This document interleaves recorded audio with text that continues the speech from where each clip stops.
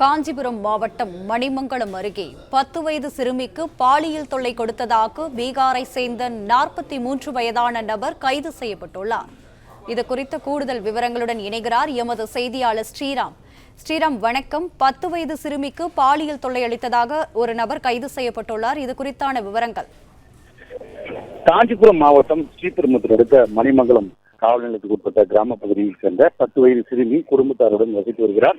நேற்று இரவு அந்த அருகில் இருக்கக்கூடிய கடைக்கு சென்றிருக்கிறார். அப்போது இதனை நோட்டமிட்ட பீகாரை சேர்ந்த கட்டுமான பணிகளில் ஈடுபட்டு வந்த 43 வயது உடைய நபர் அந்த சிறுமியை பின்தொடர்ந்து சென்றிருக்கிறார். அப்போது அருகில் சென்று பேச்சு கொடுத்து அந்த சிறுமியிடம் பாலியல் அத்துமீறலில் ஈடுபட்டிருக்கிறார். அந்த சிறுமி சுதாரித்துக் கொண்டு அங்கிருந்து கூச்சலிட்டு அங்கிருந்து தப்பி அவருடைய வீட்டுக்கு சென்று நடந்த சம்பவத்தை தாயாரிடமும் தந்தையிடமும் கூறியிருக்கிறார். இதனை அடுத்து மணிமங்கலம் காவல் நிலையத்தில் புகார் கொடுக்கப்பட்டது.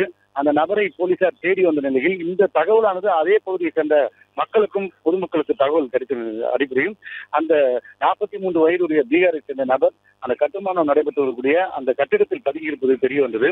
அந்த நபரை மடக்கி பிடித்து அப்பகுதி மக்கள் அவரை சரமாரியாக தாக்கியிருக்கிறார்கள். இதனை அடுத்து போலீசாரிடம் ஒப்படைத்த போது அவர் சிறு காயங்கள் ஏற்பட்டிருந்தது. அதனை அடுத்து மருத்துவமனைக்கு அனுமதிக்கப்பட்டு மருத்துவமனையிலிருந்து அந்த நபரை அழைத்து சென்று தனியாக விசாரணையானது நடைபெற்று வருகிறது.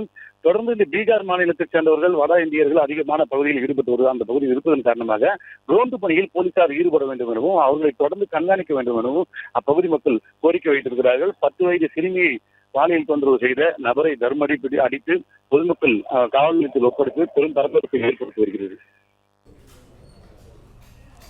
விவரங்களுக்கு நன்றி. பிளே ஸ்டோர் மற்றும் ஆப் ஸ்டோரில் இருந்து பாலிமர் செயலியை QR கோடு மூலம் பதிவிறக்கம் செய்யுங்கள். செய்திகளை உடனுக்குடன் பெறுங்கள்.